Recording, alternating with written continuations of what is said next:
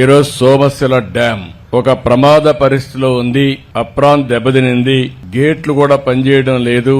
ఇవన్నీ చూసిన తర్వాత మొన్నటి వరకు నేను ఎన్నికల్లో చెప్పాను, ఈ సంవత్సరం మళ్లీ ఒకసారి చూస్తే ఎప్పుడు కూడా నేనున్నప్పుడు ఎక్కడ కూడా ఇబ్బందులు వచ్చేటివి కాదు.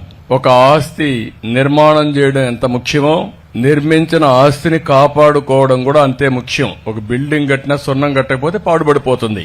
అదే మరి ఒక ఇల్లు ఉంటే కూడా ఊడ్చకపోతే ఆ ఇల్లంతా చెత్తబడిపోయి ఆ డ్యూరబిలిటీ దెబ్బతింటుంది. అదే మరి ఒక ప్రాజెక్ట్ అన్నప్పుడు ప్రాజెక్ట్ లో చేయవలసిన పనులు, గేట్లు గ్రీస్ చేయడం, మెయింటైన్ చేయడం, కాలువల్లో మట్టి తీయడం, ఎక్కడైతే గేట్ల నుంచి నీళ్లు వస్తాయో అప్రానంతా కూడా పర్ఫెక్ట్ గా పెట్టడం, అది కొట్టుకుపోయినప్పుడు కొట్టుకుపోతుందనే ఆలోచన వచ్చినప్పుడు ఎప్పటికప్పుడు సరిచేయవలసిన బాధ్యత ప్రభుత్వాలపైన ఉంటుంది. కానీ 5 సంవత్సరాలు ఒక హిస్టారికల్ ప్రాజెక్టు సోమశిల.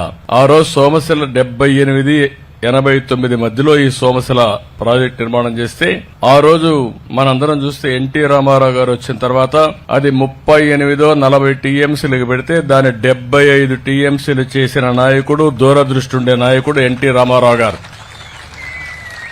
దీని కింద 5,84,000 ఎకరాలకు నీళ్లు ఇస్తాం.